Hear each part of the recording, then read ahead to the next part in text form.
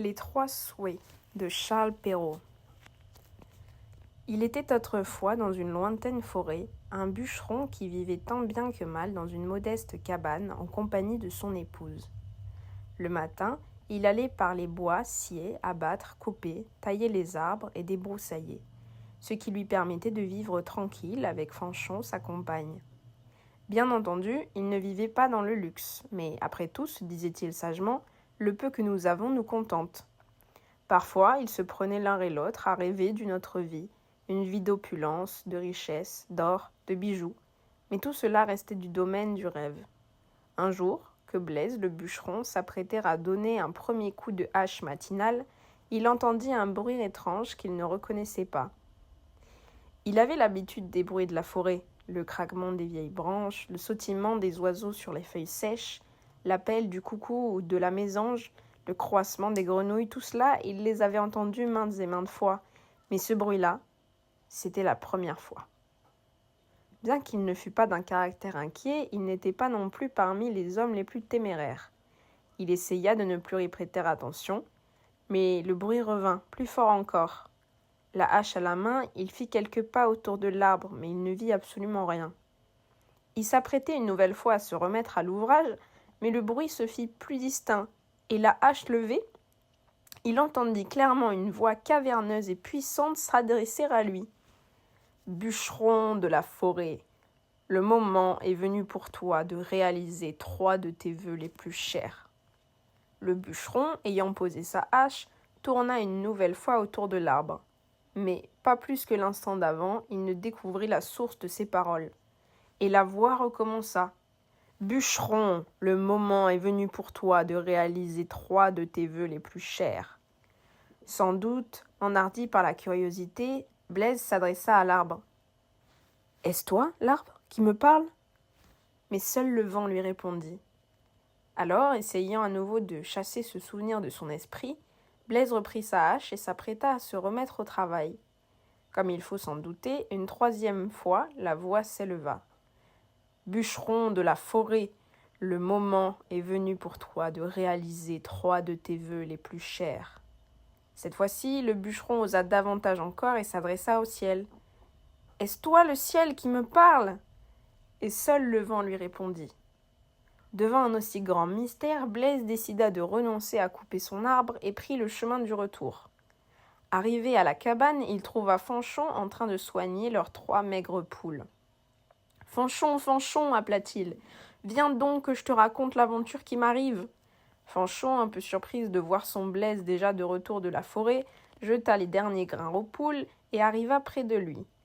Ils s'assirent sur le banc de pierre et là, Blaise, en lui tenant la main, lui raconta.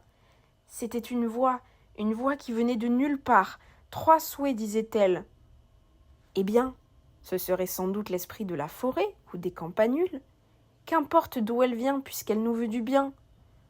Tu as sans doute raison, ma Fanchon. Qu'importe qui elle est, si 3 de nos souhaits peuvent se réaliser.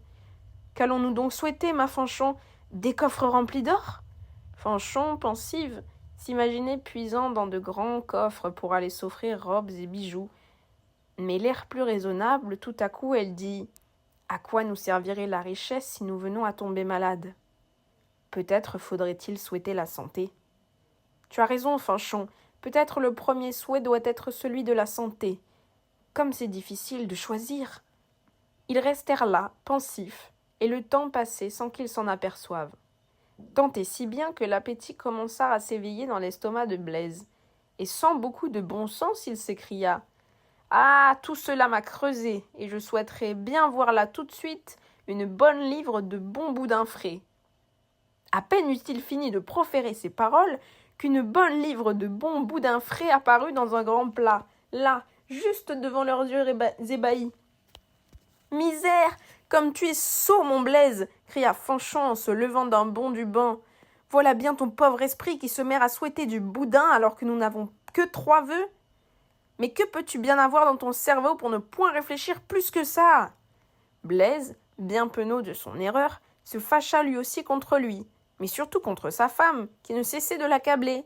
« Tout le monde peut se tromper. Te voilà bien avancé de te mettre dans un tel état contre moi. Tu n'avais qu'à proposer ton vœu au lieu de me laisser là avec la faim au ventre. » Et par une grande étourderie causée sans doute par la colère, Blaise ajouta « Que ce boudin te pende au nez, toi qui prétends ne jamais te tromper !»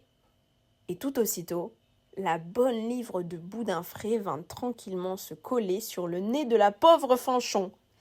Elle ne savait pas si elle devait en rire ou en pleurer tellement la situation était incongrue et cocasse. Alors que pour la première fois de leur vie, ils allaient pouvoir réaliser leurs rêves, elle se retrouvait là, devant leur pauvre cabane, un boudin lui pendant au nez. Et elle avait beau tirer dessus, impossible de l'enlever de là. Et pire encore pour elle, ce bout de boudin-là l'empêchait de parler, se mettant en travers de sa bouche à chaque fois qu'elle tentait de l'ouvrir. Blaise, lui, se taisait également. Non pas que le boudin l'empêchait de s'exprimer, mais qu'il ne trouvait point de mots pour dire ses sentiments. Il resta hébété de ce qu'il venait de voir, de ce qu'il venait de faire avec d'aussi sots souhaits. « Eh bien, ma petite Fanchonnette, bredouilla-t-il au bout de quelques minutes de silence, plus besoin de nous tracasser pour trouver le troisième souhait. La seule chose que je désire maintenant, c'est que ce boudin retourne dans le plat et que tu redeviennes aussi jolie qu'avant avec ton si mignon petit bout de nez. » Et ce souhait énoncé, le boudin quitta la figure de Fanchon et elle se retrouva comme elle était au début de l'histoire. « Il ne nous reste plus qu'à le faire cuire et à nous régaler, » se mit à rire Blaise. « Voilà bien notre bonheur, Fanchon. Plus que toutes les pièces d'or du monde et tous les souhaits qui causent du tracas, je préfère ton minois et ta douce et tendre compagnie. » Devant leur humble logis, Fanchon et Blaise s'embrassaient et rêvaient pendant que le boudin grésillait dans la poêle. La nuit était tombée et le récit ainsi s'achève. Joyeux anniversaire, Mamou.